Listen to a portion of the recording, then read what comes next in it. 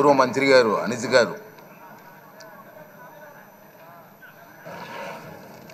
అధ్యక్ష, ఉత్తరాంధ్ర టైగర్, ఉత్తరాంధ్ర ప్రజలందరూ కూడా ఎంతో ప్రేమగా పిలుచుకునే తాతాజీ అని పిలుచుకునే చింతకాయల అయ్యన్న పాత్రుడు గారిని రెండవసారి శాసనసభ్యురాలుగా వచ్చి అధ్యక్ష అని పిలుచుకునే ఒక మంచి అవకాశం కలుగజేసినందుకు గౌరవ ముఖ్యమంత్రి నారా చంద్రబాబు నాయుడు గారికి, ఉప ముఖ్యమంత్రి పవన్ కళ్యాణ్ గారికి, అదేవిధంగా నారా లోకేష్ గారికి, బీజేపీ నాయకులకి అందరికీ కూడా పేరు పేరున ధన్యవాదాలు.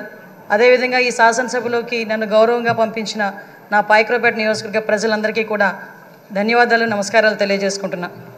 7 సార్లు ఎమ్మెల్యే, 5 సార్లు మంత్రి, 1 సారి ఎంపీ, ఇన్నిసార్లు రాజకీయ జీవితం గడిపినా కూడా ఎక్కడా కూడా భూతద్దం పెట్టి ఎతికినా కూడా ఒక మచ్చ కూడా కనిపించక, కేసు పెట్టాలని ప్రయత్నం చేసినా కూడా ఏమీ కనబడక, నిర్భయ యాక్టులు పెట్టుకునే స్థాయికి దిగజారిన ఆ గవర్నమెంట్లో కూడా ఎదురుడి నిలబడిన ధీరుడు మా అయ్యన్న పాత్రుడు గారు, మా తాతాజీ గారు. అటువంటి వ్యక్తిని ఈరోజు స్పీకర్ స్థానంలో కూర్చొని ఈరోజు ఎంతోమంది ఎమ్మెల్యేలకి మార్గదర్శకంగా కూర్చోబెట్టినందుకు నిజంగా అందరికీ కూడా, ఇక్కడ ఉన్న వాళ్ళందరికీ కూడా పేరు పేరున నేను ధన్యవాదాలు, నమస్కారాలు తెలియజేసుకోవాలి. ఎందుకంటే అయ్యన్న పాత్రుడు గారు నా పక్క నియోజకవర్గం. ఎప్పుడూ కూడా గురువు గారిగా నేను రాజకీయాల్లోకి వచ్చినప్పుడు కొత్తగా ఉన్నప్పటికీ కూడా ప్రతి ఒక్క విషయంలోని కూడా మమ్మల్ని గైడ్ చేసి ఈరోజు ఈ పొజిషన్కి తీసుకురాగలిగారంటే ఆ రోజు అయ్యన్న పాత్రుడు గారు ఇచ్చిన స్ఫూర్తి. అయ్యన్న పాత్రుడు గారు 2004లో నేను నర్సీపట్నంలో ఒక టీచర్గా నేను ఉండేదాన్ని. ఎందుకంటే ఈ ఒక్క ముక్క చెప్పాలి, ఎందుకంటే ఈ ఎన్డీఏ గవర్నమెంట్ కానీ తెలుగుదేశం పార్టీ గవర్నమెంట్ కానీ ఒక సామాన్యులను తీసుకొచ్చి శాసనసభలో కూర్చోబెట్టి శాసనాలు తీర్చిదిద్దే విషయంలో ముందు కూర్చోబెడుతున్నారన్న విషయాన్ని తెలియజెప్పడానికి ఒక విషయం చెప్పాలి. 2004లో నేను టీచర్గా నర్సీపట్నంలోనే పనిచేస్తున్నా. ఆ టైంలో గౌరవ స్పీకర్ గారు అక్కడ ఎమ్మెల్యే. ఆ రోజు నేను వెళ్ళి మీకు బొకే కూడా ఇచ్చున్నా, మీ జన్మదినానికి వచ్చి మేము శుభాకాంక్షలు తెలియజెప్పడానికి యాజ్ ఎ టీచర్గా. మళ్ళీ ఈరోజు ఇక్కడ కూర్చొని ఒక శాసనసభలో ఒక మంత్రిగా, ఒక స్పీకర్గా మీకు ధన్యవాదాలు తెలియజేసుకునే ఒక మంచి అవకాశం ఇచ్చినందుకు తెలుగుదేశం పార్టీ అధినేతగా చంద్రబాబు నాయుడు గారికి అందరి తరపున నేను ధన్యవాదాలు, నమస్కారాలు తెలియజేసుకోవాలి.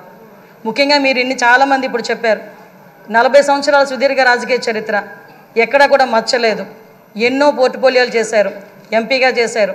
అతి ముఖ్యంగా ఒక సామాన్యుడికి అతి దగ్గరగా ఉండి కార్యకర్తకి భరోసాగా నిలబడి అయ్యన్న పాత్రుడు అంటే ఒక బ్రాండ్గా నిల్చున్న వ్యక్తి మీరు. ఇవన్నీ జరగడమే కాకుండా మొన్న 2019 అంటే ఇంతవరకు మనం ఎంతవరకు పనిచేసామనేది ఒక ఎత్తు అయితే 2019 నుంచి 2024 వరకు ఉన్న పీరియడ్ని మనం ఒక బ్లాక్ పీరియడ్ కింద తీసుకోవాలి రాజకీయ చరిత్రలోనే. ఎందుకనంటే ఒక శాసనసభ నడిపించడం చేత కాదు, ఒక అడ్మినిస్ట్రేషన్ చేయడం చేత కాక ఒక నియంత పరిపాలనలో ఆంధ్రప్రదేశ్ రాష్ట్రం అట్టడుగుపోయిందన్న సంగతి మనందరికీ తెలుసు. చాలా సందర్భాల్లో తమరితో కూర్చునేటప్పుడు కూడా నేను ఇన్ని సంవత్సరాలు రాజకీయంలో ఉన్నాను కానీ ఇలాంటి ముఖ్యమంత్రిని చూడలేదు అని ఒక్కొక్క సందర్భంలో మీరు మీ భాషలో చెప్పిన సందర్భాన్ని కూడా ఇక్కడ గుర్తు చేసుకోవాలి. ఎందుకనంటే ఇన్ని సందర్భాలు ఒక ఎత్తు అయితే ఈ 5 సంవత్సరాలు మీరు ఎదుర్కొన్న సమస్యలు, నేను ఈ ఒక్క విషయంలోని కూడా మీ కుటుంబ సభ్యుల్ని కూడా నేను అప్రిషియేట్ చేయాలి సార్. ఎందుకంటే 40 సంవత్సరాల రాజకీయ చరిత్రలో మీరు ఎక్కడా కూడా ఒక మచ్చ లేకుండా మీ రాజకీయ ప్రస్థానం మీరు వెళ్తున్నారంటే అక్కడ మీ సతీమణిగా ఉన్న పద్మావతమ్మ కానీ, మీ కుమారులుగా ఉన్న విజయ్ రాజేష్ గారు కూడా, మా కుటుంబ సభ్యులందరూ కూడా మీకు సపోర్టివ్గా నిలబడ్డాం. లాస్ట్ 5 ఇయర్స్లో మనం చూసుకుంటే విజయ్, రాజేష్, అమ్మ ఈ ముగ్గురు కూడా ఎంతో బాధపడ్డారు. రాజకీయంలో ఉన్నందుకు మనం బాధపడడం, మనం ఆ ప్రాబ్లం ఫేస్ చేయడం అనేది ఒక ఎత్తు అయితే ఎక్కడా కూడా తొనకకుండా వెనకకుండా మీకు సపోర్ట్ చేయటం. ఆఖరికి ఎంత దారుణం అంటే మనవరాల్ని కూడా ఇంట్రాగేట్ చేశారు పోలీసులు వచ్చి. చిన్న పిల్ల 3 సంవత్సరాల పిల్లని కూడా ఇంట్రాగేట్ చేసి ఆ అమ్మాయిని కూడా భయకంపితులను చేశారు. అటువంటి సిచ్యువేషన్లో కూడా ఎక్కడ కూడా కదలలేదు.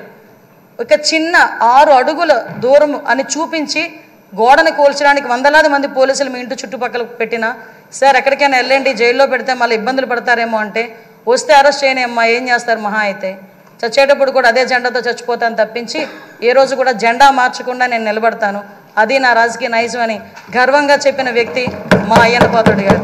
అటువంటి వ్యక్తి ఈరోజు సభా స్పీకర్ స్థానంలో ఉండటం నిజంగా మా అదృష్టంగా నేను భావిస్తున్నా.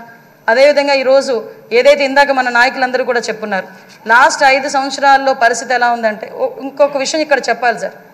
ఎందుకంటే ఈరోజు ఒక బీసీ నాయకుడిని, ఒక 40 సంవత్సరాల సుదీర్ఘ అనుభవం రాజకీయ అనుభవం ఉన్న ఒక నాయకుడిని సరైన పొజిషన్లో సరైన మనిషిని సరైన పొజిషన్లో కూర్చోబెట్టేటప్పుడు ప్రతిపక్ష హోదాలో ఉన్నవారు, ప్రతిపక్ష హోదా కూడా కాదు, మినిమం మా పార్టీ ఎమ్మెల్యేలు ఇక్కడికి వచ్చి పార్టీ సభ్యుల కింద మిమ్మల్ని కూర్చోబెట్టడం ఒక సంప్రదాయం. సాంప్రదాయాలకు విలువిచ్చే ఒక పార్టీగా, సాంప్రదాయాలు విలువిచ్చే అధికార పక్షంగా నిన్న కూడా ప్రమాణ స్వీకారాలు చేసేటప్పుడు 11 మందిలో ఒక ఎమ్మెల్యే మాత్రమే జగన్మోహన్ రెడ్డి అన్న వ్యక్తి, అతనికి ప్రతిపక్ష హోదా లేదు.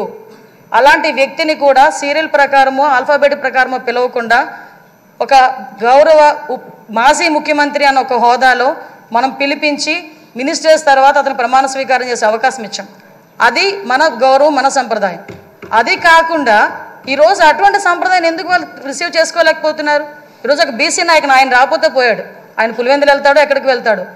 మిగతా సభ్యులను కూడా పిలిపించి కూర్చోబెట్టి మిమ్మల్ని ఆ స్థానంలో కూర్చోబెట్టని పిలిపించుంటే ఎంత గౌరవంగా ఉండేది. అంటే వాళ్ళకి గౌరవం ఇచ్చి పుచ్చుకోవడం కూడా చేత కాదన్న సంగతి ఈ ఒక్క సభ మొదటి రోజే మనందరికీ కూడా అర్థమైంది. నేను ఒకటే అప్పీల్ చేస్తున్నాను సార్, ఈ సభలో ఇంతకు ముందు జరిగిన అవమానాలు కానీ, ఏ ఆడపిల్లకి కూడా ఇంతకు ముందు జరిగిన అవమానాలు కానీ, ఏ ఒక్కరికి కూడా, ఆడపిల్లలకే కాదు ఇక్కడ శాసన సభ్యులకి కూడా ఎక్కడ కూడా ఎటువంటి అవమానాలు జరగకుండా చూసుకునే బాధ్యత.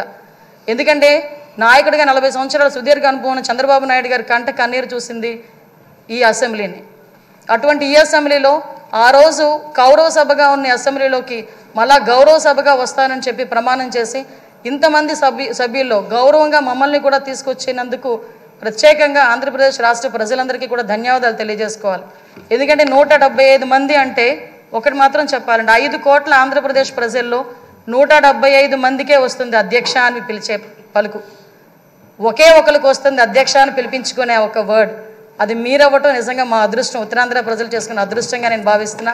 అటువంటి ఉత్తరాంధ్ర నుంచి వచ్చిన మీరు ఈరోజు ఇందాక పెద్దలు గౌరవనీయులందరూ చెప్పినట్టుగా ఉత్తరాంధ్ర ప్రజలకే కాదు ఆంధ్రప్రదేశ్ రాష్ట్ర ప్రజలకి, అదేవిధంగా భారతదేశంలోని స్పీకర్లందరికీ కూడా ఆదర్శప్రాయంగా ఉంటారని నేను మనస్ఫూర్తిగా నమ్ముతున్నా.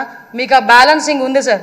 చాలామంది ఏమనుకుంటారంటే మనం స్పీడ్ అవుతామేమో అనుకుంటారు, కానీ మీకు ఆ బ్యాలెన్సింగ్ ఉందన్న సంగతి నాకు తెలుసు. ఎందుకంటే మిమ్మల్ని అతి దగ్గరగా మీ కుటుంబ సభ్యురాలుగా నన్ను ఎప్పుడు కూడా ఒక కూతురుగా చూసుకుంటారు. అమ్మ కూడా ఎప్పుడు కూడా మమ్మల్ని అందరినీ కూడా ఆదరిస్తారు. మీకు ఇంకొక విషయం చెప్పి ముగిస్తాను సార్. నేను లాస్ట్ టైం గవర్నమెంట్లో ఏదైతే ఆడపిల్లల మీద ట్రోలింగ్ కానీ, సోషల్ మీడియాలో ట్రోలింగ్స్ కానీ, అదేవిధంగా వ్యక్తిగతంగా మాట్లాడడం కానీ, మీరే కాదండి అక్కడున్న చాలామంది అండి సోషల్ మీడియాలో బాధలు పడ్డాం. బయటకు వస్తే నోటుకొచ్చినట్టు తిట్టారు.